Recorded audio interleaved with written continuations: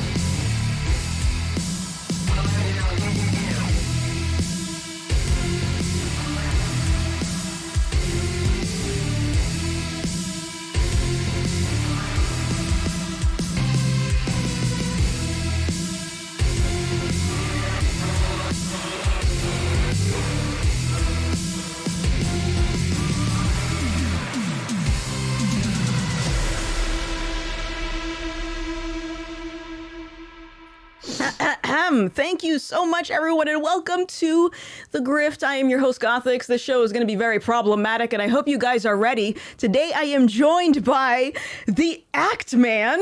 Hello, the Act Man. What's going on? Hello. Not much, big chillin'. All right, big chillin'. I like that, and I love your poopy camera. You were talking about that before we went live, and oh yeah, in all its glory right now. Looks good. Looks good. With the poor color balance and everything. Oh, it's just so. It feels so early 2000s. Exactly. Feels so reminiscent of just like, the content creator starter pack. Yep. This is like the starter vlog camera for 2008. I love it. Love it. Yeah. Well, awesome. Listen, I was looking at the chat before we went live, and so many people are excited to have you here. And so I just want to get right into all this good stuff. But before we do this, I want to just give the floor to you. If you want to just introduce yourself and let everyone know what it is that you do exactly. Yeah, well, I'm the Act guy, that Act Man. I do gaming reviews, all sorts of gaming content.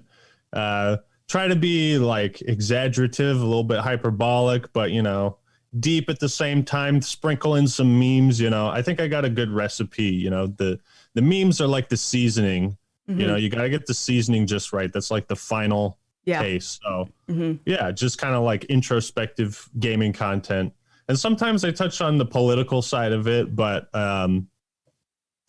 that's kind of rare. I try to balance it out, right? I don't want to do too many gaming political videos so that like the comments get divisive. But from time to time, I do like talking about that stuff. So okay, in a nutshell. Nice. So how long have you been at this YouTube thing? I posted my first video as like a test video in June of 2016. And then it was like 6 months before I posted another video. Or no, that was 2015. So about 6 years, 5.5, 6 years. Oh, wow. Yeah. That's nuts. First video, June 2015. And I'd been taking like video production classes in college a couple quarters before that. So about 6 years, 6 or 7. Dope. And so do you like do all of your production stuff? Because you were telling me a little bit about your setup. And do you do like all the editing and all that stuff? For the most part, I've done like most of the editing. I do get help from editors, but because my schedule is erratic, I I don't always have someone on standby to help out, so sometimes I just fill in. I like doing all the big reviews by myself. Yeah. But yeah, I've had help over the years. Nice. I do the thumbnails, I do all the metadata and stuff, and yeah. Nice. Very cool. So almost everything. Okay. So it's funny. I was having a conversation with another person on this channel, and we were talking about how if content creators have massive followings, I always wonder like how it is for them from their perspective. So like you mentioned that you like to kind of talk about politics and kind of not because you don't want your chat to get too divisive. So has that ever been a fear for you? Like, oh shit, my sub count is going to drop if I talk about this? It's not really a fear about like the sub count. It's more so like where I want people to discuss and where I think like I don't want people fucking in the comments debating whether this next Joe Biden policy is like good or not. Like I don't want to go down that rabbit hole. Right. You know what I mean? But if it relates back to video games, then it's not so much a worry that like I'll lose something, but rather trying to maintain a healthy audience and the way they talk to each other. Because like the bigger your audience gets, the more people you have from different walks of life. And you want to make sure that's balanced because at the end of the day, it's not like a political channel. So it's not like I'm not debating policies, you know, something that you might do on here where you have those conversations or maybe not, you know. Yeah, I actually hate policy discussion. A lot of the stuff that I've done on YouTube has pretty much just been me verbalizing my thoughts on topics that I felt like I wasn't allowed to talk about. Like the more divisive the topics or the more controversial, that's what I want to talk about. That's all the good stuff because that's what people I think say that you're not allowed to talk about, especially in like a content creator space. But that's why I like you. Yeah. Okay.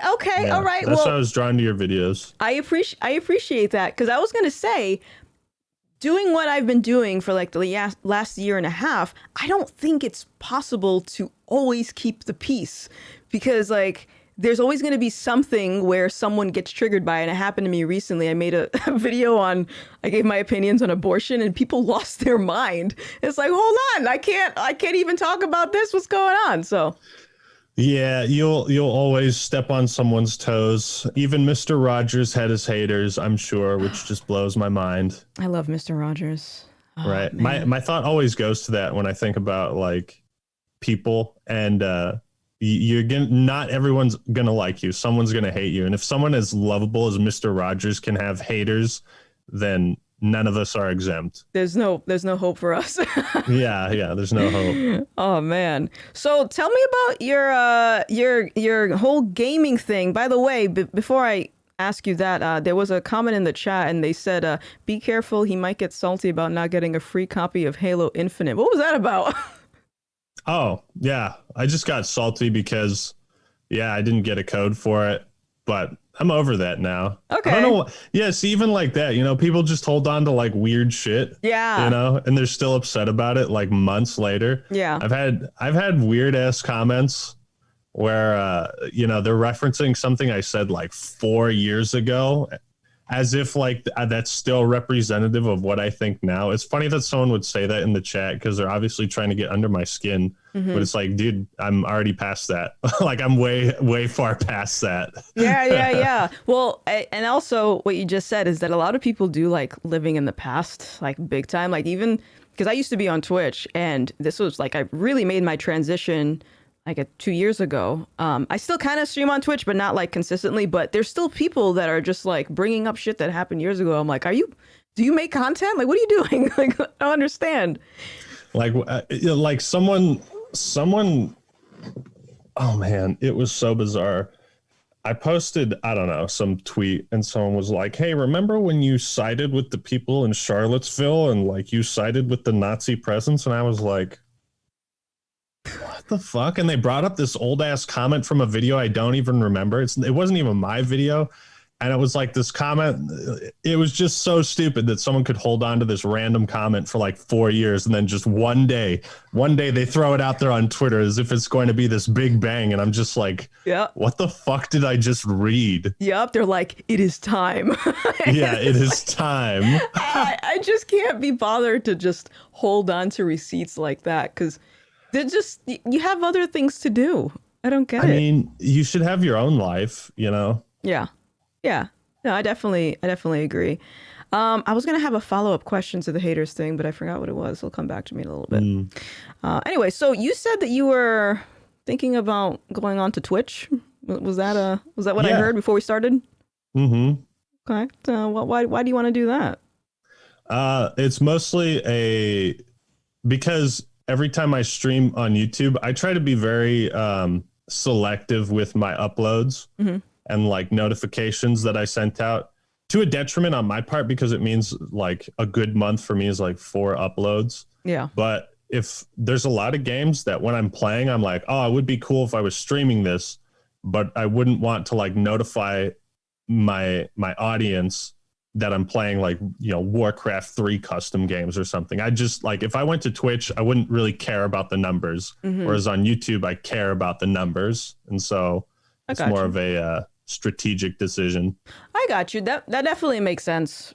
Like my audience, as far as like just like concurrent viewers on there, it used to be pretty significant, but then I got canceled, and then I got canceled again through Twitch, and then I got double canceled. And this is why whenever someone says, "Oh, I'm gonna go to Twitch," I'm always like, "Are you sure you want to do that?" and it's because that platform can get really divisive if you say anything that is not approved line of thinking.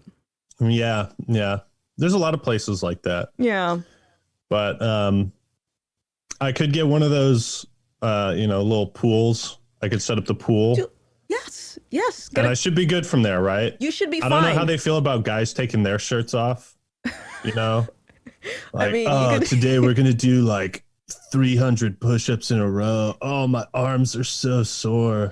You just label it ASMR channel and then hot tub stream channel. Yeah. I actually, hot tub guy stream. I actually saw this. No word of a lie. I was on Twitch and I went into the hot tub section and I saw a guy fully clothed. He was in an arcade and he had a hot tub behind him. So that was the way of him circumventing the rules to put himself in that category. I'm like, this is genius. This is genius.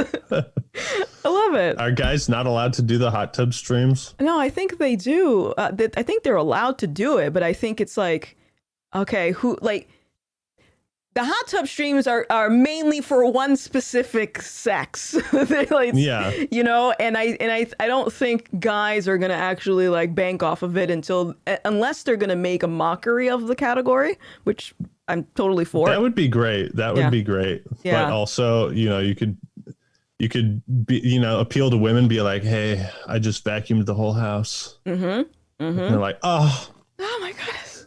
Drop the biddies. Yes.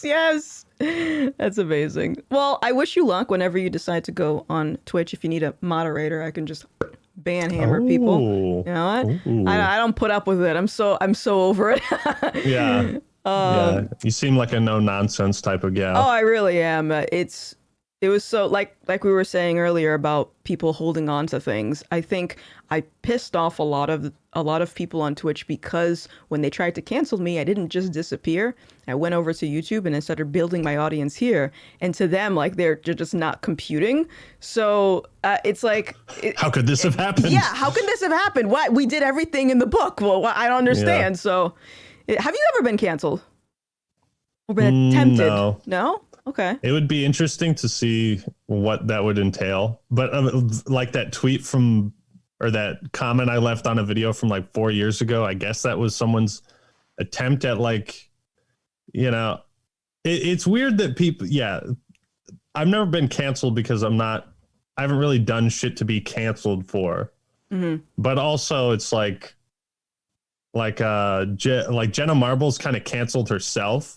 Yeah. Like I'm not the type to be like, oh, I'm so sorry.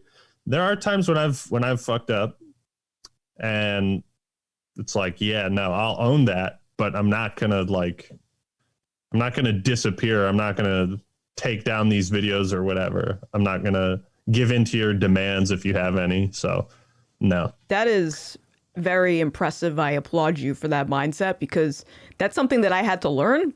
When I went through my cancellation, I got really depressed and I started deleting things. I was like, I don't need my stream. I don't need these graphics. I don't need none of this. And I took a long break and I came back and I'm like, why did I do that?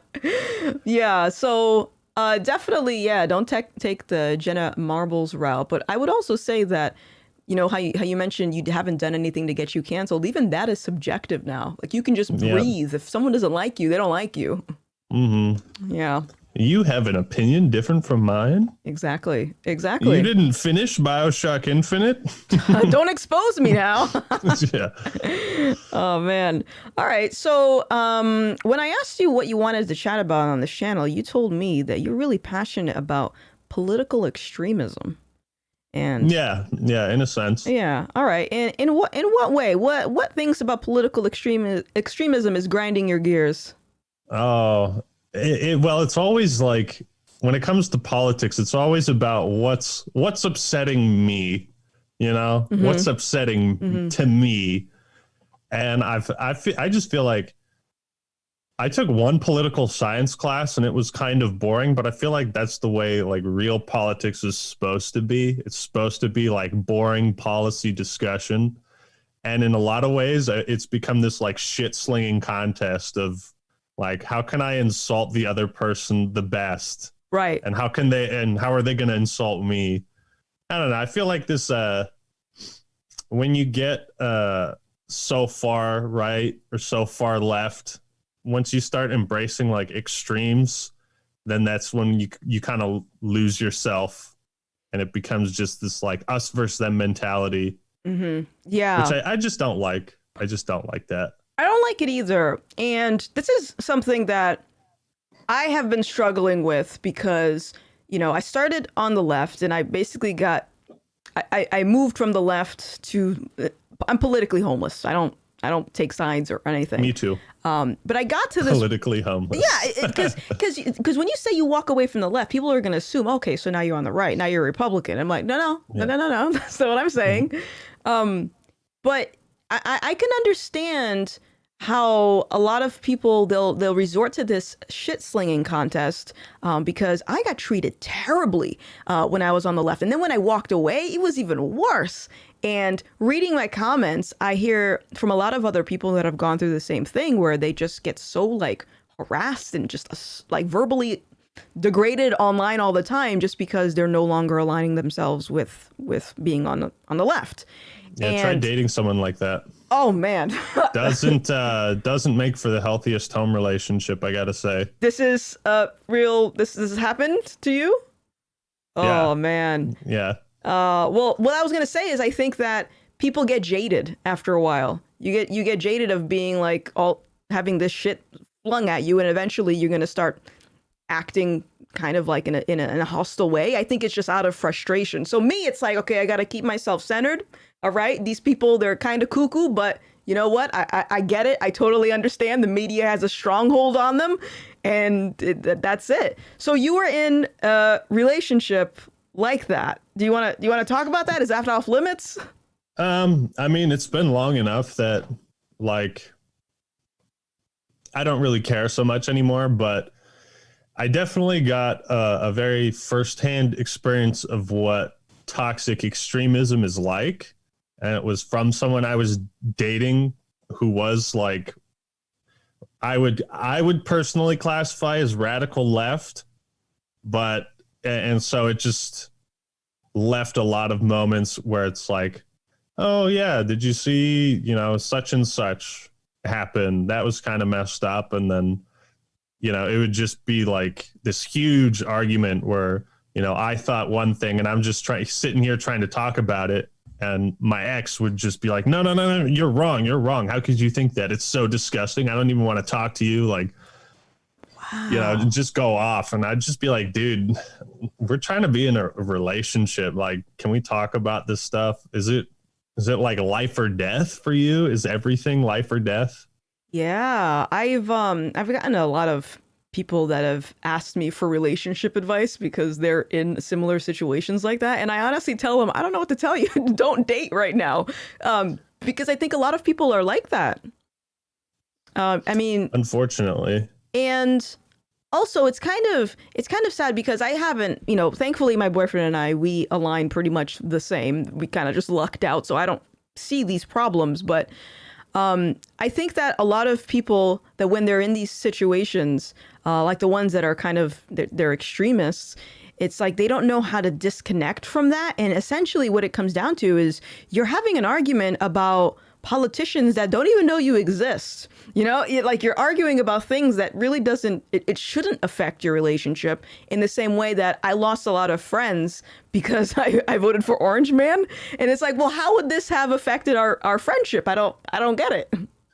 Yeah, I was actually thinking about that the other day. It's like, if you and I are sitting here and we're having a discussion about political opinion X, and we both disagree with each other, unless we're actively trying to change some policy, that disagreement, it shouldn't affect a friendship or a relationship. You know what I mean? Like if I'm trying to say, oh, the schools should get less funding, it's like, unless I'm actually diverting efforts to reduce school funding, that's just an opinion. That's just words coming out of my mouth, Right. And I mean, for friendships and family, that's kind of how I look at things. Like, yeah, we can disagree, but unless I don't think you're doing something that's morally questionable, I don't care if you think radically different than me, as long as we can still have a good relationship.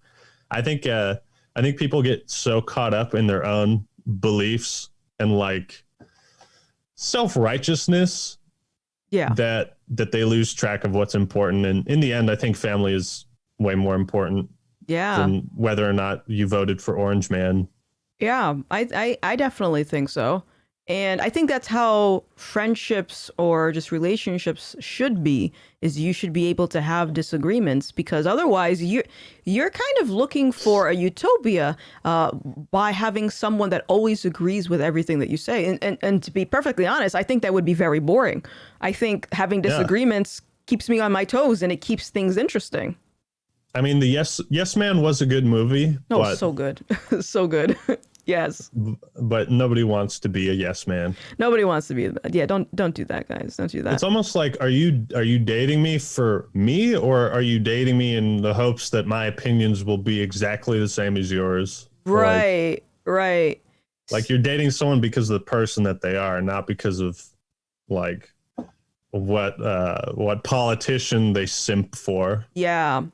It was interesting. You should I laugh about it sometimes because when I voted for Orange Man, the reason that a lot of people stopped associating with me was because I was voting for a racist. And I'm like, I'm black, so why would I vote for someone that is going to harm me as a black person? That doesn't make any sense. And they had no answer. It was just kind of like this just impulsive, yes, we must disassociate from this traitor. Very odd. Yeah. It's kind of like a way of dehumanizing people. Like when you don't imagine or picture that there could be other reasons why someone chooses a candidate. We have a two-party system. You have two choices and you have a third wasted choice. Okay. I'm sorry, dude, but some people, they're not happy about their vote, but it's like, this shit smells worse than that shit, so I'm gonna take a whiff of this one. Right. And that's not like a full endorsement. That's not like, oh, he's a perfect human being. Right.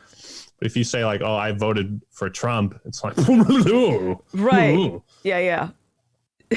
You called it a wasted vote. See, there you go. You're gonna get canceled right now. I mean, it's not a wasted vote. Literally, it's not a wasted vote. But in the sense of the two-party system, the third choice it has a very low chance of getting the candidate installed if that's your goal. Yeah. Then it usually is a wasted vote. But okay. No vote is wasted. Keep voting. Love it. Love it. And you know what? Before 2020, I was kind of like an ignorant voter. I only voted one time before the last election, and that was when I voted for Obama. And I didn't even know anything about his policies. I just kind of voted for him because everyone around me that was black was telling me that, well, you got to vote for him because he's black. And I'm like, oh, okay. It's Obama. It seems logical. Like, right. But I had no idea what his policies were. Yeah. So have you ever been entrenched in sort of like a warped mindset? Because you seem very, very level-headed. Like it's very logical. Have you always been like this? You know, back in the day when I was like younger in high school, and like a couple years into college, I was kind of like anti-conservative, like a lot of conservative religious policies and ideas. I was like against a lot of stuff, and like, you know, to a certain extent I still am, but I'm not as like rah! About it. That makes sense. Like what would be an example? Or just like gay conversion therapy or whatever weird shit like some of the Christians do, that, or like you know, or like no sex before marriage, or like all this like just stuff I disagree with. So I wouldn't say my mindset was warped, but I was like a little bit more radical about stuff. Not very. Yeah. Honestly, after I played Knights of the Old Republic 2, this is going to sound kind of funny, but the main villain in that game is basically advocating for moderation between the Jedi and the Sith, and like seeks to destroy them all. And like she's the only like gray Jedi in like all the Star Wars. And I feel like I got a lot of I got the sense of why moderation is important from this character. So much what she says is just like mind-blowing and cool. Okay. I've never played really it. Nerdy, but never played it. I've actually never seen Star Wars. I know. I've just never seen it. I know. Oh, none of them? None of them. There's so many that I'm like, this is going to take a long time to go back. Yeah. But I do have a friend that wrote a book recently, and his book is titled, I think it's called How Star Wars Can Fix the World or Save the World or something like that. And he bases this off of Star Wars and how a lot of the principles in it can save the world. And so that's another time that I've heard something similar about that storyline. But yeah, I haven't seen it. Yeah, that's a shame. Yeah. But yeah, I just, one of the things she says is like, you can't get the full picture. You know, if you want to believe an idea, you have to be willing to betray it. You need to embrace the contrast, right? I gathered that as like a Jedi still needs to study the Sith in order to understand them, and the Sith need to study the Jedi, vice versa. Like you can't just stay in your little bubble. You have to expand and like go out of your comfort zone and like truly try to embrace different ideas, not necessarily take them in and believe them, but, you know, set yourself in there. I kind of equate it to that famous guy who convinced like 100 Ku Klux Klan members to like Daryl Davis, leave the Klan. Yeah. And he put himself in those situations and not necessarily embraced the KKK, but he embraced those people and was able to change their minds away from this, you know, hateful ideology. And that's kind of like, yeah, you know, if he was just like, oh, fuck you guys, you know, they'd still be doing what they're doing, most likely. Yeah. Meanwhile, while other people want to defeat racism, they'll put up a black square and a fist emoji in their bio and think that they're helping. Oh man, I have a comedy bit. I thought about doing some stand-up, but some of the stuff is like, yeah. What is it? What is that? Well, I think it's really funny that the NFL thinks they're doing something when they spray paint "End Racism" at the end of the football field. Wow. It's like, you know, fucking rednecks in Georgia watching TV. They're like, wait, we should end it? Oh, Why did I think of that? why didn't I think of that? I've seen people with the like end racism shirt. And part of my bit is like, the only reason you should wear a shirt that says end racism is if you're going to a stating the fucking obvious convention where people have don't murder, stop rape, stealing bad. And you wear these like logos of like child labor is not good. It's like, yeah, it's like, I don't understand why basic statements like these that is like, I don't say a lot of that stuff. I don't like to say stuff that's super obvious to everyone else. Yeah, I don't know. I think you should get into comedy because I don't know how you feel about all the woke stuff going on, but comedy is an antidote for that, I think. Yeah. Comedy should always be open. Yeah, because now we're to the point now where, I mean, I'm sure you saw the stuff with like Dave Chappelle that happened recently. And like how recently? His stand-up specials touching on the trans issues. Oh yeah. I saw that. Yeah. So I watched that, dude. I was like, where's the controversy? There is none. That's the thing. And I think this starts by us saying that, first of all, that there's this thing of hate speech, because then it moves to, okay, well, what is hate speech? It's subjective. So then it goes down to, well, now you can't make jokes about certain groups of people because it's hateful and it could lead to violence. And it's just erasing authentic comedy, and it's being replaced with this woke, politically correct nonsense. And I want my raunchy comedy back. I don't think comedy should be censored. Yeah. Okay. As a white guy, and I have a right to say this, when Dave Chappelle makes fun of white people, I fucking love it. Like it's A+. That like stereotypical white guy voice he does, I live for that shit. Yes. Have you? My favorite skit, I forgot what the name of it is, but it's when he was the blind KKK member. Oh yeah, that's in the first episode. Yeah. That was beautiful. But like, that's the thing. It's too bad we can't recite a lot of the funny quotes in that. No, we can though. We can, and we should. You know, I can't. You can probably get away with that, but I can't. It's that black privilege, man. It's a real thing. But yeah, like I always thought that even before things got as woke and sensitive as it is, like years ago, I was like, hold on a second. I started to see things shift when I would see a lot of black folks get pissed off that comedians would make jokes about white people. But I'm like, hold on, you'll be laughing all day, every day if there's a joke about like a white person. Like if it's in the reverse, it's fine. Like making fun of white people, it's fine. But when white people make fun of black people, it's like, now that's racist. So you guys get a lot of shit, I have to say. As the cis white men get a lot of shit. I mean, everyone does. It's like everyone does. Everyone does. The thing that I don't like is people try to make exceptions for hate speech or bigotry or racism or sexism by making qualifiers that don't make any sense. Like you can only be sexist to women. You can't be racist to white people.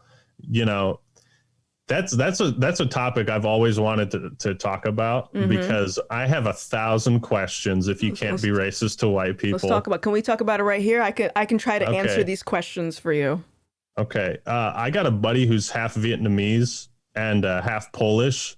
So how racist would a Vietnamese joke be? Would it only be 50% racist because he's only like 50% white?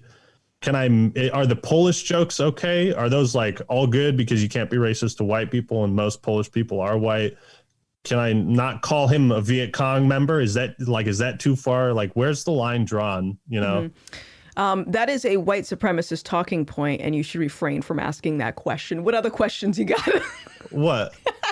What is? No, I mean that's a good, because I've asked that too. What percentage of like racism, like where do you draw the line? And it's kind of like, yeah, it's like also when I hear about like people talking about representation in Hollywood. We need more representation for Black people. I'm like, look at all these Black actors. How many Black actors do you need until we're done with this conversation?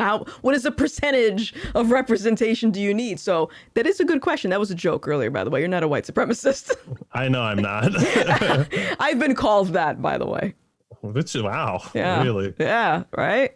You've been called some wild stuff. I really have. But like, I hate when people try to make these qualifiers and then you try to be like, hey, if like all white people should die, that's kind of racist. And then they snap back with like, white people just want to be oppressed. It's like, I don't know if you've ever read a fucking history book, but oppression isn't good. Right. Like, right. Why would I want that? Unless you are acknowledging that there is some benefit to being labeled oppressed and that gives you access to some kind of special treatment, right? That's the acknowledgement, right, that I see when they're like, oh, white people want to be oppressed so bad. Because you hear that and I'm like, that's the stupidest fucking thing. No, oppression is literally bad. It's terrible. Like, one of the big motivators for me making the content that I'm doing is because I started to see, and when I say that white, cis men get a lot of shit, what I mean by that is you guys are treated so terribly and it's viewed as like a normal form of bullying. Like, this is okay. And at least on Twitter. At least, like Dave Chappelle said, Twitter's yes. not a real place. Twitter is not a real place. But the scary thing is that these people actually walk among real life. and to me, they walk among us. Oh shit! Do you play Among Us? Yeah. Okay, I fucking suck at that game, but it's with the buddies. Yeah, I suck at it. But like I saw, like during the whole BLM thing in 2020, and I started to see a lot of Black creators just attacking white creators and calling them all this shit. And I'm like, what? Like, this does, like, they were acting instead of, because the whole thing about BLM was, okay, we're going to support Black voices. This is about Black Lives Matter, right? But the way that people were treating it was as if they were seeking revenge for something. And I'm like, what? How is this helping? Because at that point, it's almost like gang violence, where one gang goes after another gang, and then that gang retaliates, and then it just keeps going back and forth. And at some point, someone needs to break the cycle. So if the conversation is we're trying to bring awareness to things that happened to our ancestors years ago, then okay, that was years ago. Why are we talking about this now? I don't understand. Yeah, it's like, you know Thomas Sowell? Yeah, absolutely. Yeah, he's one of my favorites. Mm-hmm. I think it was him or someone else who brought up the concept that like the left has kind of created its own version of original sin, and it's like you're white, you have white privilege, you have original sin, you must atone for that. And I don't know about you, but fuck anyone who tries to tell me I'm wrong just because I was born. Yeah. That I've done something wrong because I was born. Right. I didn't have control of that. Right. And I've tried to I didn't hook my mom and my dad up together. Right. Yeah. And I've tried addressing that. Like, you can't make these assumptions about people just because they were born. And the response would be from a lot of these wackos you're just telling white people the things that they want to hear. You're just trying to be white saviors. Like, I'm like, what? Like, what? It doesn't make any sense. Very odd. Yeah. People are losing it. But and that's not to say that when I say you can be racist to white people will take that as like, oh, stop trying to take away from like other forms of racism. And it's like, no, it's not. Let's just make sure we have the right definition of this and that it applies to everyone. Right. It's like slavery in America was worse probably than the indentured Irish servants, right? Mm-hmm. But let's not just pretend like the Irish weren't discriminated against in America and that they weren't indentured servants here. You know what I mean? I'm not saying one is better or worse than the other. I'm saying, hey, these both happened. Right. Like, this can happen. Right. It can be real. And this is a problem that I find with a lot of social justice stuff, is that they'll focus on things that, like, for example, this whole idea that black people can't be racist because racism equals power and something. I don't know what the new definition is. They keep changing it. But the idea that black people are incapable of being racist, to me, that enables bad behavior, because now you're sort of giving a shield to people to be bad and there's no accountability for it. And just that alone can lead to other things. Like, for example, if I just, think about what happened during the peaceful protests of 2020, there was a lot of violence. There was a lot of looting. There was a lot of arson. But hey, it's a peaceful protest. And it's like, how did we get to this point? Well, we have to go back far enough and see that we come up with these nonsensical ideas like, because of my skin color, I can't act on a certain behavior. And that kind of gives me a free pass to keep doing bad behavior. You've got immunity. Yeah, exactly. Yeah. Yeah. Weird, man. It's pretty much an excuse or like a qualifier to justify their own hatred. But at the same time, it's like a circular thinking sort of way to excuse that. It's like, I'm not racist because you can't be racist to white people. Mm-hmm. It's like, it's not, I'm not racist because what I'm saying isn't hateful. It is hateful, but it's not because they're white, right? It's okay because they're white. And it's kind of like the same, like, you can't play with that football team in the 1960s because they're black. It's an all black team. You can't play with them. Mm-hmm. It's like circular thinking. It's the exact same style of thinking. Like, this doesn't apply to them because of the color of their skin. I just think any idea that revolves around that is inherently wrong. Yeah, it's wrong. And a simple scientific study would be to just flip the roles. And if it sounds bad, then you probably shouldn't be doing it. You probably shouldn't be passing around this rhetoric. It's almost like, did everyone not watch Remember the Titans? Like, did nobody watch Remember the Titans? I didn't. Go watch Remember the Titans. Okay, that is one of the best movies ever made, hands down. And I love it so much because you got like the black football players and the white football players, and you got some shitty outliers on both sides, but then like they both come together and they overcome that like racial barrier around segregation and everything, because it's set in that time period, and they become like the second best high school football team in the country. Yeah. Back then. And it's so good because the moral of the story is like, hey, let's just work together. Mm-hmm. That sounds fuck like all this bad blood. That sounds really good. And you just got me in trouble because now my boyfriend is yelling at me in chat saying that we're watching that. My goodness. So thank you. Dude, watch Remember the Titans. It is so good. Oh man, yeah, I gotta see that. Hey, I want to read some super chats if you don't mind. Go for it. All right, cool. So we got one here from Void Hunter, a killer intro song. Hey, thank you, Void Hunter. We got one from Mark's Man, who says, "Are you excited for Choo Choo Charlie? Looks like it'll be a fun indie game. Has a channel here called 2-Star, one-man team trying to have fun again." I've never heard of Choo Choo Charlie. I've never heard of that. Okay. I don't know either. Yeah. Mr. Wolfgram says, Act Man, what do you think of the new trailer for the Halo series? I mean, it was pretty good, but like not having Steve Downs as Master Chief is definitely weird, and Cortana not being blue and like looking very different is also kind of weird. But overall, it looked pretty kick-ass. All right. Okay. Taylor, haha, says the Actman and Gothix, two great minds together. I think so. We got one here, another one from Void Hunter. I prefer the Sydney Watson response to being called right-wing, conservative, etc. Go ahead, call me right-wing. I don't give two shits anymore. I'm kind of taking that position, I think. Have you had people try to put you in a political box, like put labels on you? Oh yeah. I've there's a certain subreddit that they're really obsessed with me, and they try to label me as like alt-right, conservative, and right-wing, and I'm just like, you don't know me. You don't know anything about me. Yeah.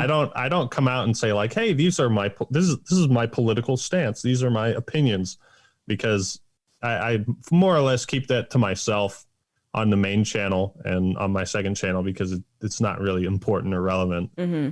But there was one comment in this Reddit post that I read, and it just blew my mind what conclusions people can jump to. And they were saying like, Actman called feminism a hate movement. And I was like, I have never said that before in my life. Are you sure though? Yeah, you are literally just posting lies, and they're getting upvotes on this subreddit. Like, you guys are so out of touch grass. Have you ever tried to confront these people and say, can you show me where I've said that? Have you ever done that? At some points I have replied to stuff like that, but for the most part, it like, how the fuck is cyberbullying real? Just turn the computer off. Yeah. You know what I mean? Yeah. So it's like, sometimes it's usually just not worth like putting in the effort. Yeah. Because I've definitely gotten to the point where I'm not trying to go back and forth online with people all day. I can't do that. But every now and then, if I see a comment like that, I'll ask them like, can you show me what video I said that? Can you show me the blog that you found that in? And the response that I usually get is they block me. They don't say anything. So, blocked, reported for harassment. Yeah, exactly. So like, oh, okay, so you made it up. Perfect. Yeah. Okay. You want to know something that is really funny? Yeah. If you go on Xbox Live and you go to someone's profile and you go to the report tab, I discovered this a few years ago, and I thought it was the funniest shit. You can report people for domestic terrorism on Xbox Live. Like, that is a category of why you're reporting someone, like domestic terrorism. What? And like child sexual exploitation. Like, they have some wacky report things. What the hell? That is so odd. I know. It's like, why would I just picture back in like the Modern Warfare 2 days, I'm going to report you for child sexual exploitation. That's terrible. I know. I can see how that would get so abused. I can only imagine what the written reports are of that. That's okay. I don't know why that's an option. I don't know how you would encounter something like that on Xbox Live of all godforsaken places. Yeah. But there's some funny categories. Yeah, that's odd. Like, the only time I've ever reported someone when I'm a PlayStation user. If I do gaming, it's PlayStation or PC. But the only time I've reported someone is when they throw games. That irritates the crap out of me. But otherwise, don't play League of Legends. I tried for 2 days and I couldn't. It's all of my friends that play it. They're very angry all the time, and I don't want to be an angry person. Yeah. Yeah. But I mean, otherwise, it's like, I grew up in the Call of Duty lobbies, with the, it's like, you freaking N-word. Like, it's just like, it's kind of like the, just the coming of age of just a gamer, I think. You just kind of get verbally assaulted on the microphone, and that's just being a gamer. I don't know. And that's the thing. Everyone gets shit. It doesn't matter who you are or where you come from or your background. It doesn't, like I said, it doesn't matter if you're Mr. Rogers. Everyone gets shit online. And I feel like there's this tendency to kind of be like, oh, look at the shit that I'm getting. It's far more important than what other people are getting. And it's unfair to me. You know, I don't know if you saw the G4 TV thing. Yes. Oh man. Oh, yes. That was brutal. Imagine giving trolls that much power. That's like the first rule of the internet. Yeah. Yeah. Yeah. That was pretty cringe. I saw another thing that I saw. I don't know if you're observant to this because you're not really in the Twitch space. But a few months ago, there was Twitch had to make an announcement like to address this issue where a lot of black content creators were getting botted. So they would send bots to their channel and they would say racist things in the channel. and I've had this happen to me. That's pretty fucked up, though. It's kind of fucked up. I've had this happen to me before, and the way that you can fix this is you can end the stream. You can turn your chat to follower only mode or subscriber only mode, or they have to be followed for like a few minutes or something like that. So there's ways to get around it in the event that does happen, because at the end of the day, it's still probably some random dude at his PC that's just creating all of these bots. 600 pounds, covered in hair. Absolutely. Hasn't bathed in weeks. Yes, absolutely. Neck beard, something like that. I don't know, maybe. Yeah. But I thought even that situation, because I understand there are things that empower us as creators to deal with those situations, I didn't think that it was worth all of this media attention, like these Black creators are getting harassed online, because that's kind of you're signing up for that when you become a creator. It doesn't mean it's right, but when you become a creator, you're going to get shit to some degree. It's never going to go away. So what do? Do you bring more attention to it and you complain about it, or you just figure out a way how to navigate a system that is the system? Yeah, that's interesting, because I was reading something about, and I was talking to some of my buddies about this too. The way shit talk used to be on the internet, I was reading a thread on it. Some guy was saying, when I played the original StarCraft in like the late 90s, you got some spam in your... Yeah, there you go. Yeah. No, okay. When I was playing StarCraft in like the late 90s, it was considered very bad manners to leave the game without saying GG. And like very, very tame.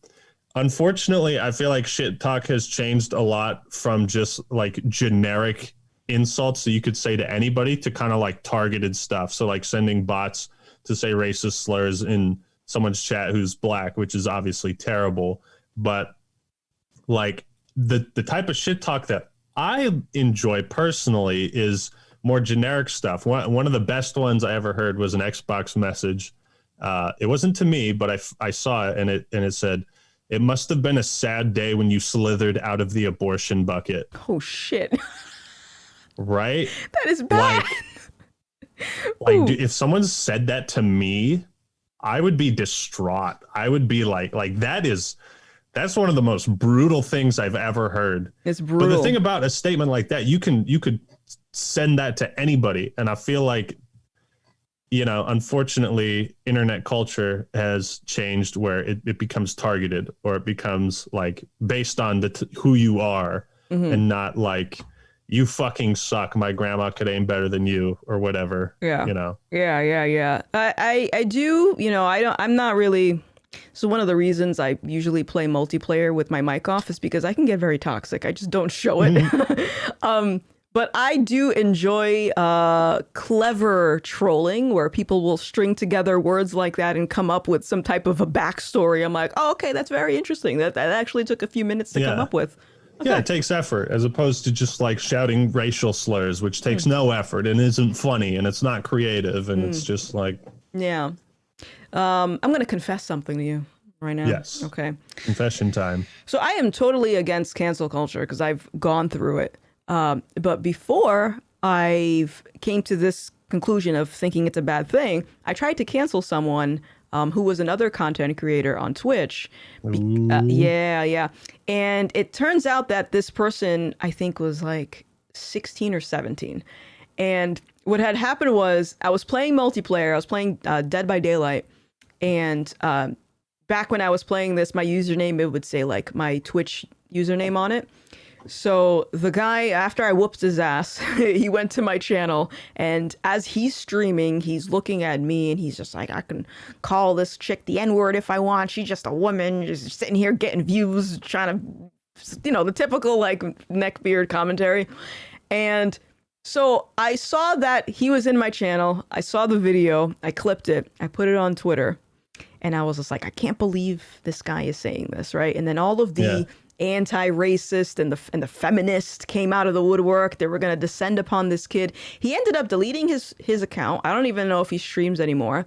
But I felt really bad afterwards, because now I'm like, well, okay, who cares if he said these things about me? That's none of my business, because as a content creator, I'm going to have people call me names all the time. There's nothing I can do about it. And I don't know, I felt like I traumatized this child because he said dumb things on the internet. So, yeah. I think there's two sides to that. When people have said really dumb shit in my private Discord server, and like made jokes that weren't jokes, like, haha, I'm gonna drop this credit card information into the chat. It's like, that's not funny. No. But even sometimes people have to learn stuff the hard way, you know? And if it means they get this big reaction, hopefully that teaches them, hey, what you were doing isn't cool. Not that like, oh, you deserve to be canceled and you don't deserve a platform and you deserve to be shamed for all eternity. But it's like, dude, you fucked up, and like society hopefully puts you in check. You know? But do you think that mindset would enable mob mentality? Because that's the thing is there's a danger to that. Yeah, because I didn't think. Well, maybe I did. Maybe subconsciously I did think that this was going to result in thousands of people harassing this guy. But then when I think about it, how it was done to me, I got very depressed about it. And I was like, I just wanted to die. And I'm like, imagine if he got to that point. I feel terrible. So I don't know. I think that, like I said, I think that mindset might lead to sort of this mob mentality where you better not say the wrong thing. Otherwise, we're going to go after you. I think, well, if it would be nice if everyone, or if most people were like more level headed, because you can get the mob mentality for, you know, shit like the pro Jared thing, where like two people just came out with accusations. And I was sitting there like, I haven't heard his side. And then he comes out with his side and totally clears his name. But the mob mentality canceled him like before he even proved his innocence. And then he did. And so stuff like that, where it's like, yeah, let's not jump to conclusions. On the flip side, if it's some guy who's like staring at you and is like, I could call this woman the N-word if I wanted. It's like, why are you doing that? You're doing that live on stream and not just with the camera off, just saying it to yourself. You know what I mean? Yeah. Like there's certain things where I believe people deserve to be called out for, you know? Yeah. Or, you know, if you do call them out, it's not like you're trying to cancel them. I call out dumb shit on my Twitter all the time. I don't ever do it with the sense of like, wow, look at these people. They shouldn't have a platform. It's more like, look at the dumb shit they're saying. Yeah. So, Even does that make sense? Yeah, no, it makes sense. Even that though, like when I point out dumb shit, it's like part of like my issue with what I did to that other creator was I can't control my audience for reacting in a certain way. And it's almost like people, they because there's no structure to canceling someone. Some people, it might be as mild as, okay, let's just block this person. Let's call this person out. But other people will go as extreme as like, let's dox this person. Let's find out where this person works. And that's, I think, the thing that's very troubling for me is we got to the space where people just think that's okay. And I wonder if this slippery slope of like trying to hold people accountable online for something, like even like I've had a few friends that have been falsely Me Too'd, and some people don't recover from that. So I don't know. It's like a puzzle for me. Like how do we move away from this and going back to just, I don't know, minding your business? Because at the same time, for me, with that guy saying, I think I'm gonna say the N-word to this girl, it's like, well, I'm kind of giving more power to this word, you know, and I see how people react part of it. Emotionally to it. I'm like, I don't know. Weird. Yeah. Yeah. I mean, it's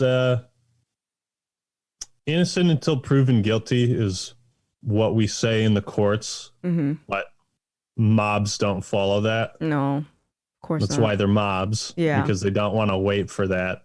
Yeah. Yeah, that's true. I mean, you know, the mobs they're right sometimes and they're wrong other times. And it's like playing Russian roulette and you're at a table with like Hitler, Stalin, and Mussolini. And I don't think I want to eat at that table. I mean, how's the food though? Yeah. Canceled. or it's like Russian roulette. You've got Hitler, Stalin, Mussolini, but you've also got Mr. Rogers, Bob Ross, and I don't know, someone else that's really cool. You know, one of those bullets there's a chance it'll kill someone that it should, and there's a chance that it will kill someone that it shouldn't. Yeah. Yep. All right. That's a good analogy. It's a really good analogy. I have to think of that third person because yeah, I love watching old Bob Ross videos because they play it 24/7 on Twitch. I'm like, this is relaxing to me because I'm not going to pick up a paintbrush, but I'll watch you beat the devil out of it. It's great. Yeah. He was like the original ASMR content. Yes. Have you seen the ASMR on Twitch? Please tell me you have. Have you seen this? I get uncomfortable. Yes. My brother and I, we found like this one ASMR Minecraft video that oh no. Because we like making each other uncomfortable. Like my brother's a big cringe advocate. He loves cringe humor. Yeah. And so like listening to this girl talking to the microphone, like, and he enjoys my suffering. So he'll like find these videos and then show them to me, and I'll just be like, God, please stop. Yeah. Yeah. I'll go for scientific purposes because I like to see how Twitch is just crumbling. I'll go into the ASMR section, and I kid you not, the highest ones with the most viewers are usually, you know, those ASMR microphones where they have ears on either side. It's usually, yeah, they're really weird looking. But the idea is like if you go to this side, you can hear it on one side of your ear, and then vice versa. But like these girls are like licking the ear, and they're doing these things that are just very sexually suggestive, and it's kind of gross. It's a little bit gross because if I think about the minimum age demographic of Twitch is like 13, I'm like, what? Like, I don't know how I would react if I had a kid that was just watching this. Like, what do I say to them? Yeah, she's just making out with a microphone. I don't know. Yeah, it's like, it's just weird. It's really weird. I guess there's a market for everything. Yeah. Just get a massage, dude. Go get a massage. Don't listen to like. See? You might have a career in this right there.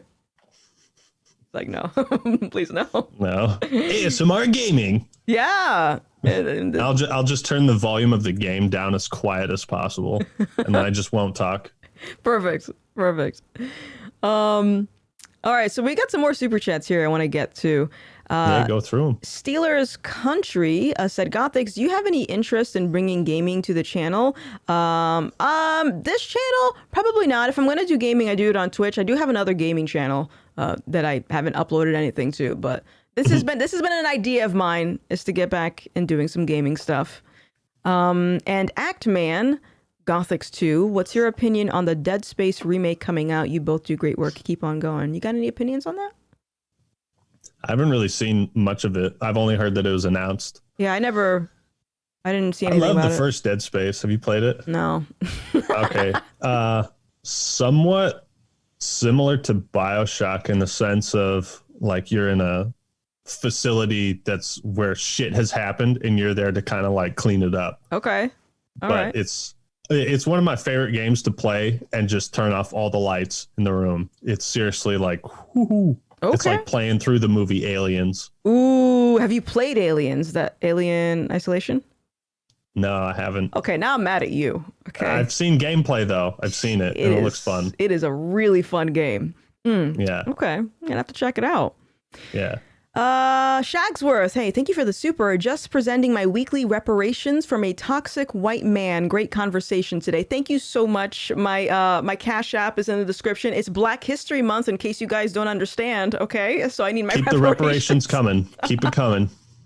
Oh, we got one from Cedric Purcell. How you doing? Actman is ... based. Yeah, I would say he's pretty based. Not cringe. You don't want to be put in a cringe category. We got one from Tune In and Drop Out. Candace Owens tells a story about being flooded with racist posts only to find out the posts were coming from liberals who were pissed that she wasn't playing by their rules anymore. Why am I not surprised by this?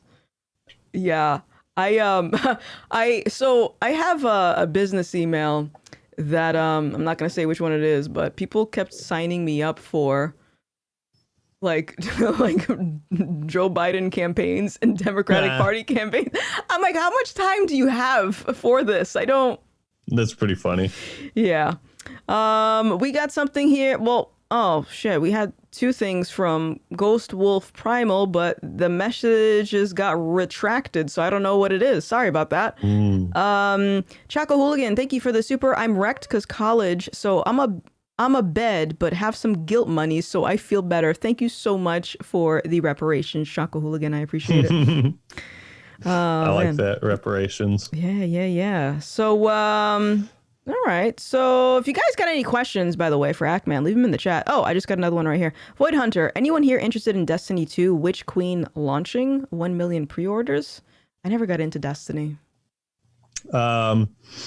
I saw the cutscenes in like the story for the first one, and then I laughed at it because it was so terrible. And then I played Destiny 2 when it came out, and I had like a gang of buddies, and we played it for like a month and like did the raid, and it was a good time. And I was like, okay, yeah, I'm bored. And then I wanted to do like a revisiting Destiny 2 video, but I just never got around to it. I don't know. It's kind of a game that plays itself. Yeah, I gotcha. What do you think of the Saints Row reboot? No. I got tagged in that trailer. I don't know if you've seen it. Did you see the Saints Row trailer? Nah. Okay, where there's this chick with a shaved head and people kept tagging me and saying, "Is this you?" I'm like, "No." Oh God. I hated it. You're not shaved. Yeah, I mean, I need to trim it up because I kind of got my mohawk. You got nice hair. Yeah. But like, I used to have blue hair, so now I get, put in that category of just the crazy social justice, the shaved head. It's almost like a uniform. And now I feel like my haircut has been tainted by a lot of woke nonsense, and it's very upsetting. Get a wig. Yeah, I have done that. So funny story. Before I used to have really long hair, and when I wanted to cut my hair, I said, I want to, wear a wig because I felt very self-conscious after I cut my hair. So I got a wig and I didn't know what the hell I was doing. I don't know how to put it on. And anyways, it started riding up my hairline while I was in a store one day, and the cashier, he was just staring at my head and I didn't know why. And then I go back to my car. It's like, oh, okay, so the weave was literally not on my head. It was like far back over here. Oh no. So yeah.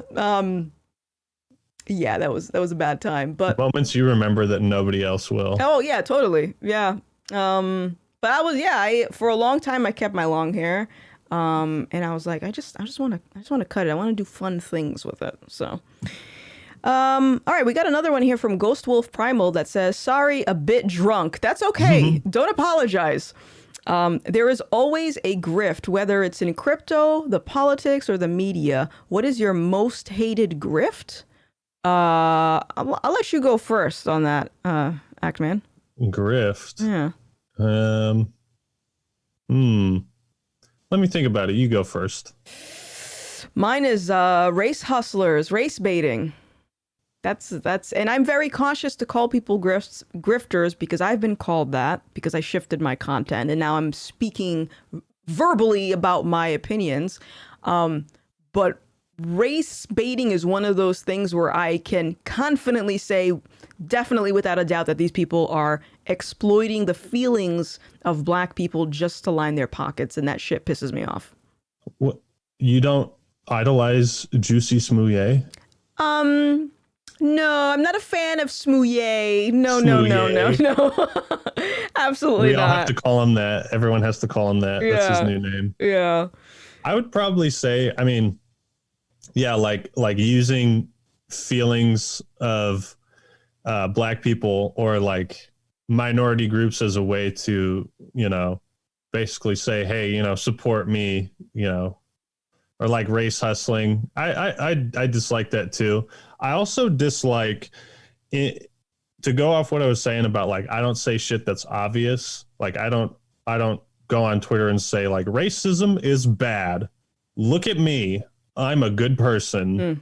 I dislike, and it's a lot of like corporations and brands that kind of do this where they post something very generic, like we support, Black creators, we support women. And actually that stuff is kind of good. But there's a difference between when you have to question, like, are they saying these things because they actually mean it? Like Activision Blizzard, when they're saying like, oh, we support, women. And then it turns out like, oh yeah, our employees are stealing, breast milk from women in the office and doing like all this weird shit. I just hate when simple statements that are supposed to be good, you have to question the authenticity behind it. Does that make sense? It's kind of like virtue signaling. Yeah. Virtue signaling. Yeah. And I don't partake in like obvious statements to try to make a point that everyone already agrees with, like racism is bad. We know it's bad. What am I adding to the discussion by saying, what is the NFL adding to the discussion by spray painting end racism at the end of the football fields? Right. What is that doing? Yeah.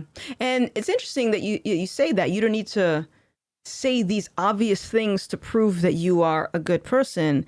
And I think back to when I publicly said, no, I'm not messing with this Black Lives Matter nonsense. It was a lot of the rhetoric that I heard from people that supported that movement was, well, why wouldn't you want to support Black Lives Matter? It's in the name. So clearly you must be racist. And it's stuff like that, that closed-minded thinking where a lot of people aren't able to come to a conclusion unless they have like proof right in front of their face, like prove your allegiance to this cause. And I think that's so unhealthy. And you're right. Like I can't even, when I see like people celebrating Black History Month, like Macy's is putting up signs and shit, I'm just like, okay, how much money is this making you? Like, I don't. Is it part of the grift or is it authentic? Right. You know what I mean? Like if someone's, I feel like we shouldn't,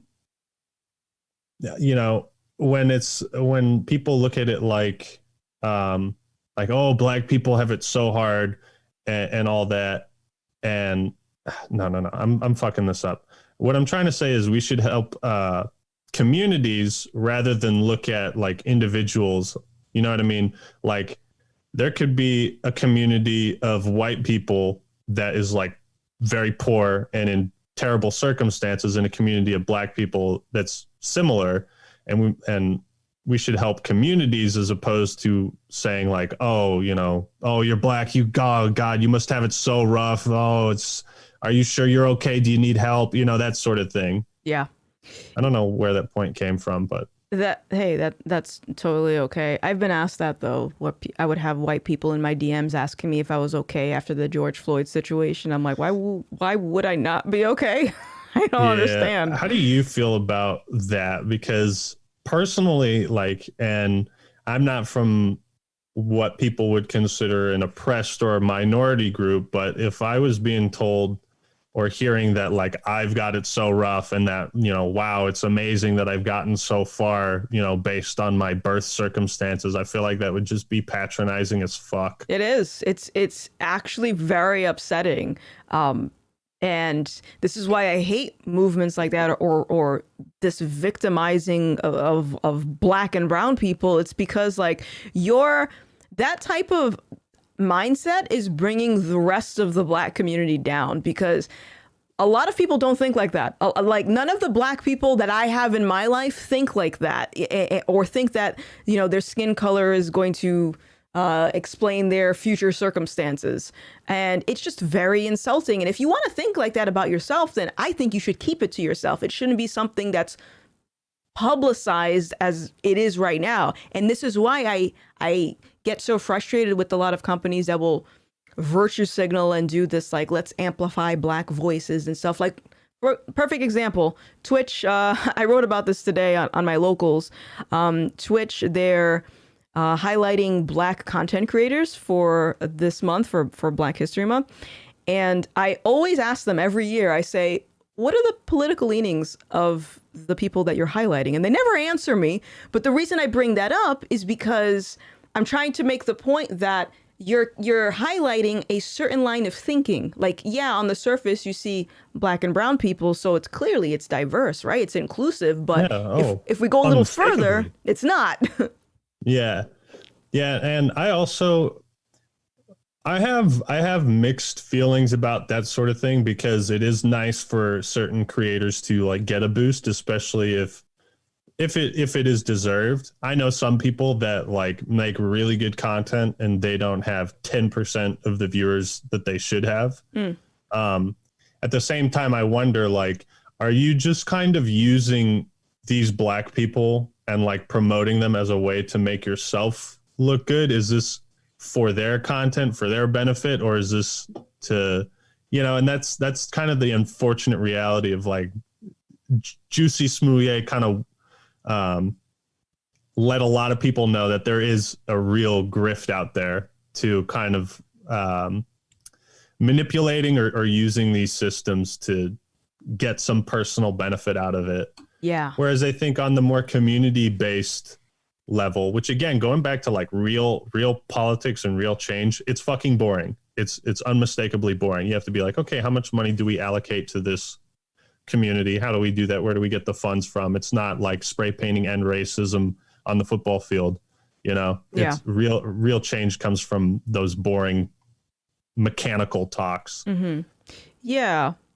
That's so interesting that you said that about sometimes you think it's good to like give a boost to other creators, because I'm actually on the opposite side of that argument, because like the way that I look at it is like I streamed to like 3 viewers for like 8 months on Twitch before I ever started seeing a spike. And I enjoy the process of trying to figure out what I'm doing wrong. And sometimes I wonder, people that have really good content that aren't bringing in those viewers, sometimes I wonder, are they skimping out in a different area? Like, are they marketing themselves in a way that people would actually want to watch their content? Like, is there some other area that they can improve, and maybe they need to figure that out? And I think that with stuff like this, like what Twitch is doing, from a content creator's perspective of how long you're going to be able to be a content creator. I guess there's a different way of saying it. I'm trying to figure out the words, but I feel like people that do those types of things, they're kind of selling themselves short because they're not learning how to work the system. They're not learning all of the skills that can help them in their career long term. They're kind of just relying on that little boost, because when you get that boost, there's no guarantee that those new viewers are actually going to stay with you. So I don't know. That's how I look at it. No, that's a very good idea and point. I've got 2 things to add on to that. All right. For some people, and a lot of times it is like, oh, the reason they don't have more viewers is because they haven't fully figured out what it is they're doing or how they're doing it or how to get an audience. Occasionally I've found people where it's like, holy shit, like your videos are really good. You have figured it out. I feel like this is just like that's that luck element. Like you haven't hit that particular stride where the video gets recommended and then people find it. Yeah. It's kind of like I've seen like high quality videos, like 40-minute. I remember I saw this like 40-minute Luigi's Mansion review, and it was just spectacular, and it had like 1,000 views. And I was like, damn, dude, you deserve more. And I gave him a shout out a while back. Yeah. However, going back to KOTOR 2, this game's so good. There's a quote that I remember, and I always think about it when people ask for shout outs or when they talk about shout outs and that sort of like boosting other people. And there's this part in the game where you go to like this gangster mob city and you encounter this homeless guy, and you've got a light side option and a dark side option. He asks you for money. You can either be like, fuck off, I'll kill you, dark side option, or you can give him money, in which case he runs off and then he gets robbed. So if you give him money, the lady I talked about, Kreia, she's like, why would you do such a thing? His path is set. By giving him what he has not earned, you are merely pouring sand into his hands. And I feel like that's very profound in the sense that shout outs don't matter if you can't maintain that audience. Like if PewDiePie shouts out some channel with 1 subscriber, it might blow up, but unless that person can handle that audience, then it's not going to matter. And sometimes learning, like building that audience yourself, is more rewarding. It goes back to that old Bible quote, teach a man to, or give a man a fish, he'll eat for a day. Teach a man to fish, he'll eat for a lifetime. Yeah. In which case, the Bible has some slappers. I will say that it's got some slapping quotes. Yeah, I started. Well, I'm like I don't talk about it a lot because a lot of people in my community get very triggered on this topic. But yeah, like I became a follower of Christ recently, and I started reading the Bible, and that was one of the things that I realized was like, this Bible has a lot of life lessons that are just so like I feel like if people actually follow this, the world would be a better place. Like I genuinely believe that, but I think it's just like the look of it. People just, I was in that headspace. There's also the religious grift too. I hate that shit. Oh yeah. Oh yeah. The fucking what are they called? Those guys with like the private jets that are like, Jesus wants me to fly everywhere in my multi-million-dollar private jet, and he also wants you to donate. Yep. But the thing is that part of my reason of why I hated religion in the first place was because I saw people like them, and I thought that spoke for the whole movement in the same way that people will look at any other group and they'll only focus on a particular type of person, and they'll say, okay, well, this is, Black people must support Black Lives Matter, or Black people are all Democrats, like kind of like that. Televangelists.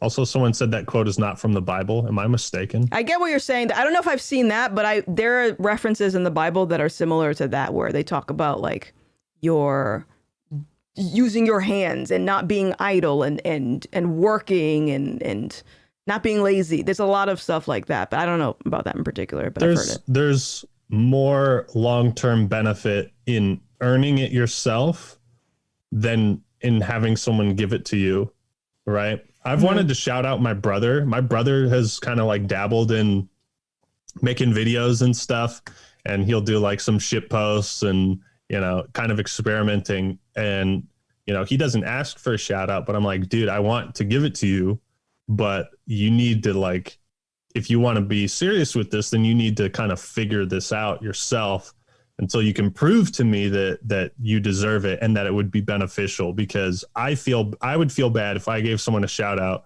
and it didn't do shit, Mm-hmm. Yeah, I've given a lot of shout outs to people, and I'll go back to the channel months later and they haven't uploaded content in like a while.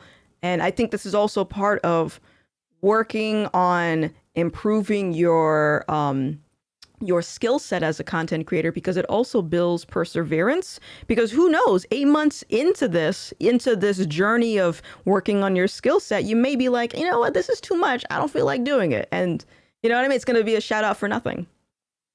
Yeah, it could be like sensory overload too, Yeah, that like, too. Oh, I was making videos for 100 people and now there's 10,000 here. And then you might get all up in your head about like, oh my God, is what I post going to be okay? And it's a fascinating subject. There's a lot that really goes into growth. Yeah, definitely. Oh, it's Taoist. Okay, sorry. Sorry about that. It's Taoist is okay. Give a man a fish. Yeah. Okay, cool. I thought that was Jesus, man. No, I don't know if Jesus said that. Then again, I'm not done with the Bible, so I'm just gonna take their word for it. Does anybody really know what Jesus said? Perhaps. Yes, maybe. I got text messages. Yeah. Yeah, text. Where's his blog posts? Well, take me onto the Wayback Machine. Yeah, man, Wayback Machine. See, we're talking about cancel culture. Wayback Machine is a cancel culture dream, because people I find will archive a lot of stuff on Wayback Machine and say, hey, remember when you posted this? So now you can't even delete stuff anymore. It's always just immortalized on the internet.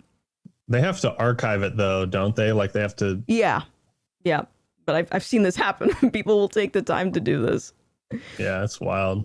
Yeah. All right, we got some more super chats here. Mark Starn says, thoughts on the Elden Ring, Gothix, and the Actman? I don't even know what the Elden Ring is. Oh man. Well, like Dark Souls and all that, right? Yeah. It's the next game from Software.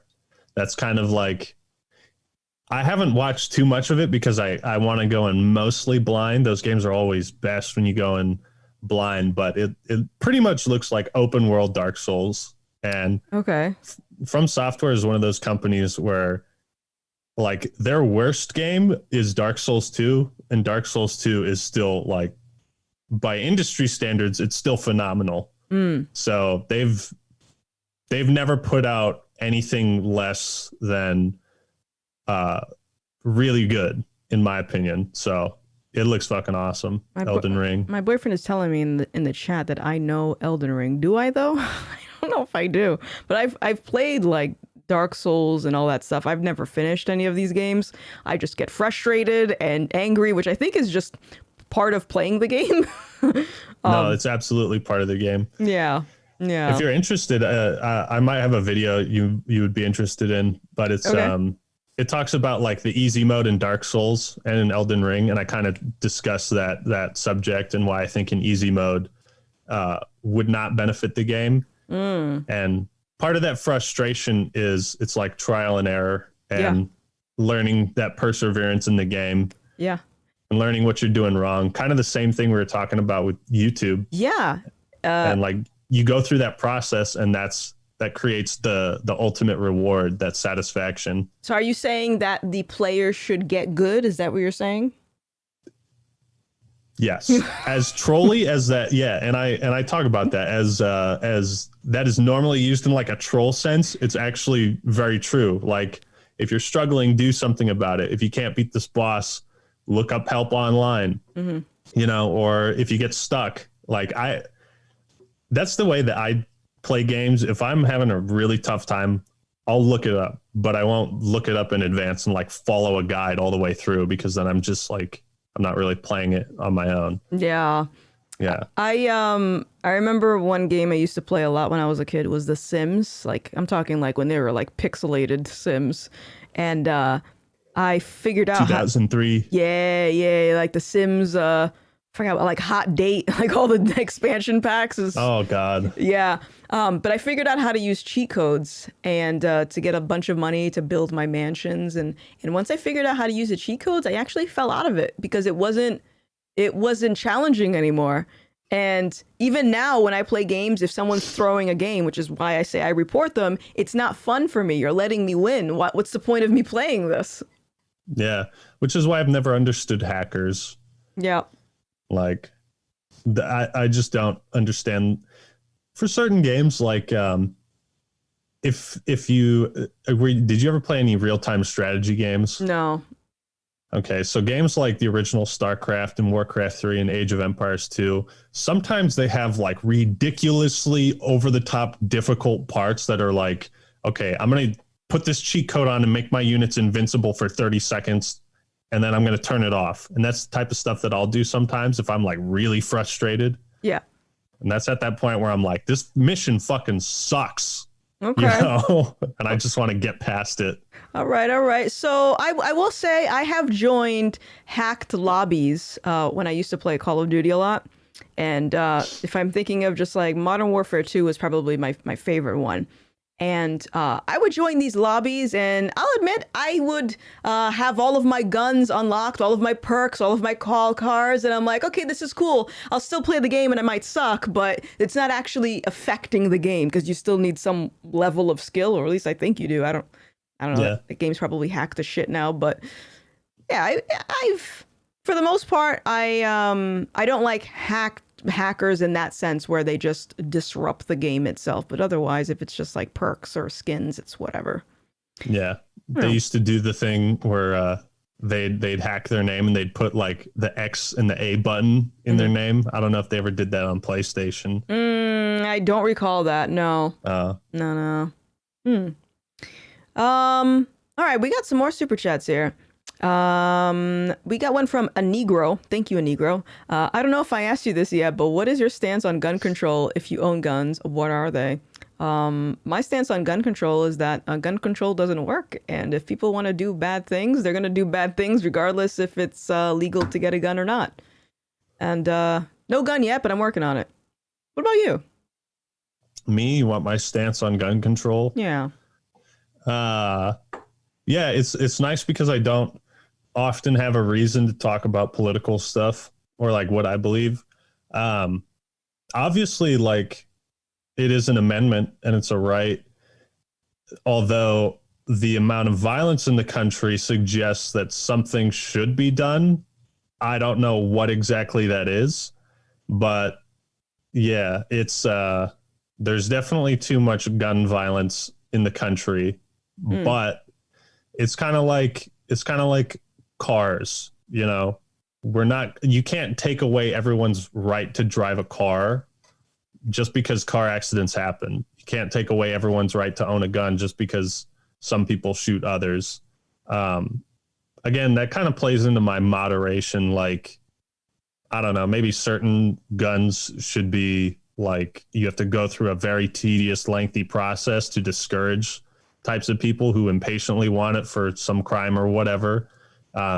I think maybe it should just be more difficult until you've kind of proven that you're a responsible adult. And then if you want more guns, it should be like a progressively easier, slower process to get it. But like the first gun you get should kind of be like, okay, we're going to see if you show up in the, you know, database of criminals in the next few years or whatever. I don't know. Yeah.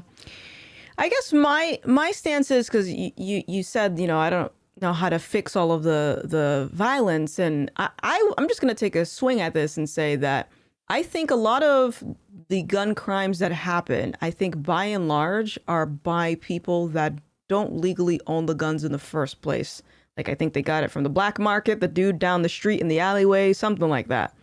It'd be interesting to see what the statistics are, if they keep track of like, was this firearm legally owned by this person? Yeah, they do have stats out on that. I don't know them off the top of my head, but that's what I'm guessing if I just consider, for example, the hood, and I consider, okay, these gangbangers probably didn't go the legal route to obtain these guns.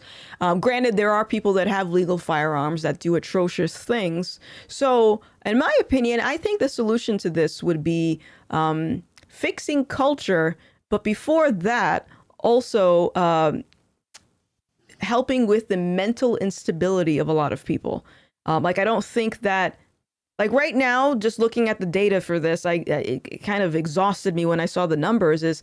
I don't know the number off the top of my head, by the way, but we have like a mental health crisis in America, and antidepressants is a booming industry.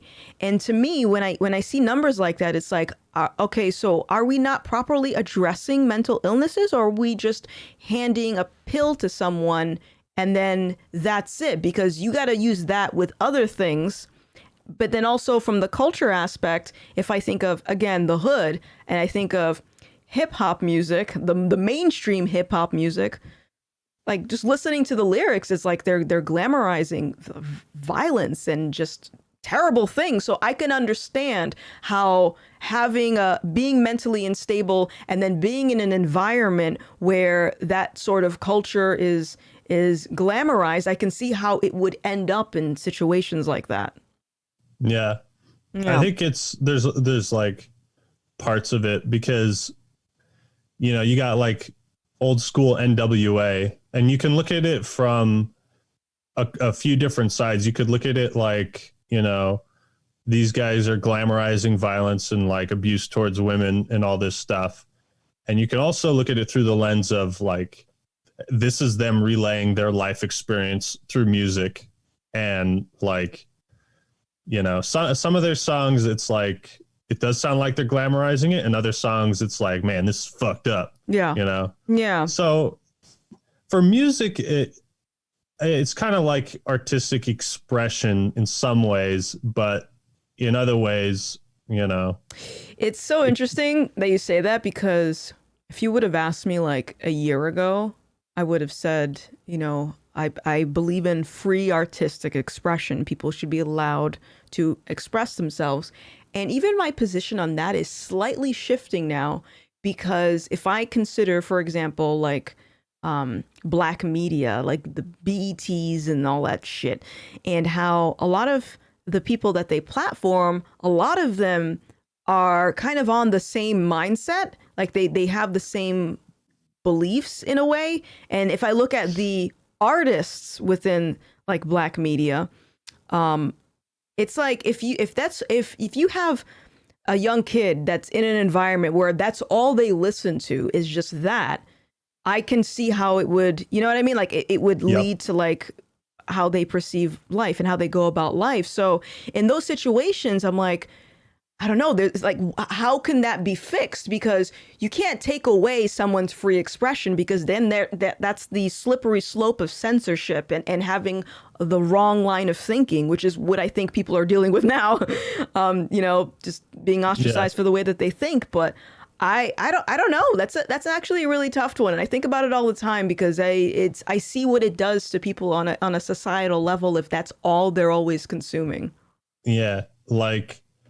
It goes back to like the old Grand Theft Auto debates where, you know, Jack Thompson was trying to get the game banned and saying it was destroying youth. And it's like, okay, I could understand that if like a 12-year-old kid only plays Grand Theft Auto when he plays video games, like that's the only thing he plays, and he's only just like killing and shooting people, and he's not playing Mario Party with the homies, or Mario Tennis or Smash Bros, or you know what I mean? Like if you're just listening to NWA, if you're just playing Grand Theft Auto, then I think that kind of becomes a problem.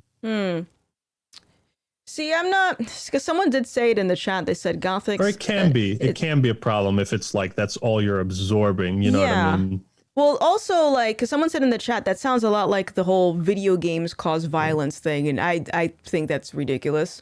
But I think that, I don't know, it might be a false equivalency, because if you got rappers, right, that you see their face, you see that they're black, and they're rapping about the fact that they grew up in the hood, and they're gang banging, they're selling drugs, whatever, it's like that is easier to put yourself in that position because it's a real living person. And then you see the fact that, okay, they're a celebrity, they probably make a shit ton of money, they're rapping about gang violence, okay, so this is a real life path that you can take. Whereas if you're playing a video game, you're looking at pixels. I think it's a little bit different. Yeah, I think it all comes back to, again, kind of moderation. Like I can listen to NWA and enjoy it, and I'm like, I want to go hit women. I don't like, wow, you know, Ice Cube talking about, you know, all this and that. I think I want to pursue this lifestyle. Right. So maybe to based on what we've just said, because I can listen to like gangster rap and not want to go out and cause violence. Like I have that and just enjoy it, control, and maybe go to the gym and be like, that's it. All right, cool. Yes. All right. Rap about whatever, booty shaking. Cool. All right. All that. Yeah. But a lot of people actually adopt to those beliefs. So I wonder if that is the thing. It's this mental instability. It's something psychologically that I think make people more vulnerable to actually adopt these ideas. I don't know. Maybe. Yeah. Maybe. Definitely.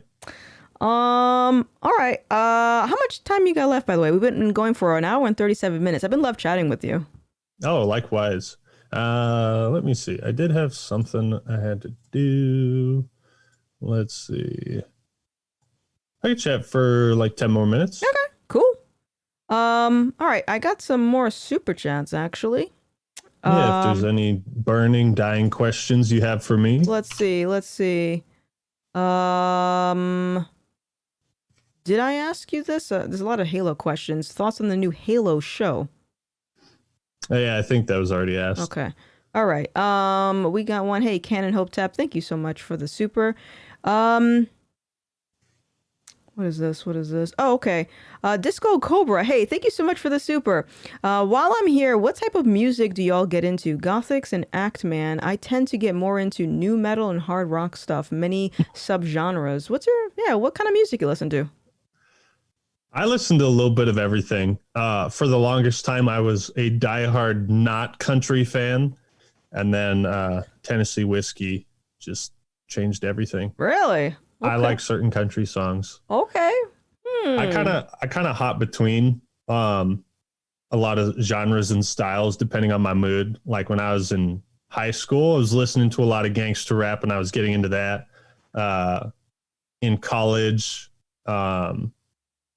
I was a bit more into EDM. One of my favorites is Rage Against the Machine. I love Rage Against the Machine, and that's like the best workout music in the world. Also, I don't know where people get off trying to pretend like Linkin Park was bad or like cringe or something. Linkin Park fucking kicked ass. Okay. Yes. Let's not try to change history. I don't know why people go that route, but Linkin Park is. Let me ask you this though. Now, is your stance on Linkin Park the entirety of their music, or was there ever a point where you're like, I'm not feeling some of this? I'm mostly talking about, I think, Meteora and Hybrid Theory. Oh yes. Yep. Those are. Yeah. Honestly, I don't listen to much. Yeah. Outside of those two albums, I think there's some of their stuff, but those two are just like every song's a slapper. Yeah. I'm the same way. I'd even go as far as like the Reanimation album, but then after that, when they started the way that they started changing their music, I was like, okay, I get it, because I can understand, being a celebrity, you don't want to put yourself in a box and always be doing the same thing. So I get it, but I didn't like some of their latest Someone stuff. says Rage is super woke. They suck, dude. I don't like, that's the thing. I don't care about political, like whatever their political opinions are. I love their music. And I think some of the messages in their music are really cool too. Yeah. It's funny. Actually, I think people were calling it Rage with the Machine because of their woke stances. Yeah. I saw something like that. That was kind of funny. Yeah. But I think another thing about being content creators, whether you're making music or videos or what have you, is also separating the person or the group or the art from the creator. Yep. Yeah. Right. I don't have to politically align with everyone that I watch, and sometimes I disagree with people, and I can still just like enjoy them for what they're doing. Yeah. So I have the same stance, and I said the same thing about people that used to watch me that stopped talking to me because of my politics or stopped watching my content. I was like, I'm still making this is the same content. But yeah, like the only time I will stop listening to a musician is if they do something that intentionally affects me. So one time I went to go see a Five Finger Death Punch concert, and I was so excited. I never got a chance to see them because it was always sold out tickets. And when I finally got the tickets for this show, I guess the lead singer was so drunk that he wasn't able to do more than 2 songs. So he called off the show. But instead of just owning up to the fact that he was drunk, he said that his mom was dying of cancer. And he basically lied to the entire stadium. Yeah. Or like if you listen to Chris Brown before he hit Rihanna, and you stopped listening to him after that, I totally get that. Like something that's just like, holy shit, you're kind of a terrible person. Right. Yeah. Or who's that one guy recently who like keeps holding concerts and then like doesn't have any crowd control whatsoever, and like 9 people died? Oh, is that Travis Scott? Yeah. Fuck that guy. Yeah, that's terrible. I also, just on that topic, I can't imagine trampling over another human being to go see a celebrity. I think that's, again, going back to psychology and the mental health crisis, because I don't get it.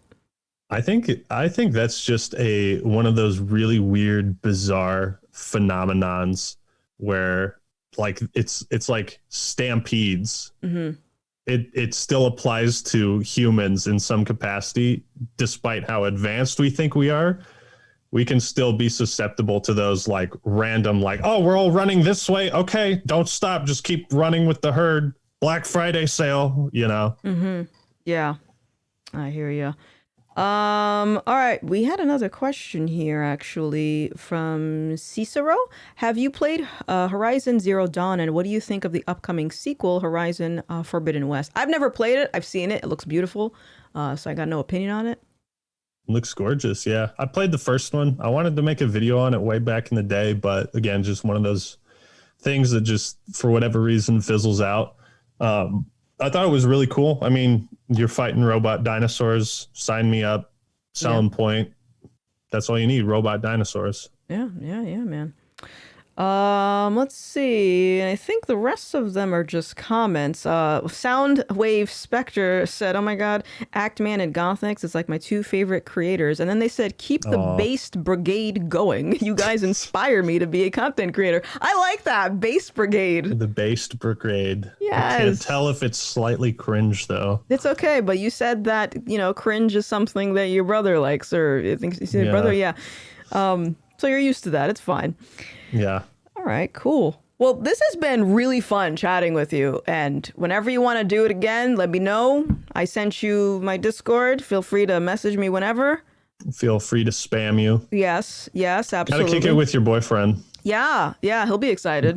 I'm using you to get to him. That's for, oh, listen, go right ahead. Go right ahead. Oh, man. So, all right. So let everyone know, you can find Actman's links in the description, but you got any new things coming out? Yeah, I got a few video ideas on the table right now. Eventually I'll be doing a COD Vanguard review, so that'll be unfortunate, but I've also got console fanboys are cringe. Okay. So that's going to be a lot of fun. And then yeah. I got you. Yeah, some other stuff I'll keep to myself. Nice. Okay, good. Don't tell anyone all of your plans. I used to be a console fanboy, and then I discovered the light of PC gaming, and yeah, that's the end of that. Then I discovered the light of letting people enjoy other pieces of plastic. Correct. Yeah. Yep. Alrighty. Well, it has been a pleasure chatting with you. Everyone, like I said, you can find the Actman's links in the description. And if you have a suggestion for a future guest that you would like to see me chop it up with, drop their name in the comment section. My name is Gothix. This is the Grift, and I will see you next time. Bye-bye.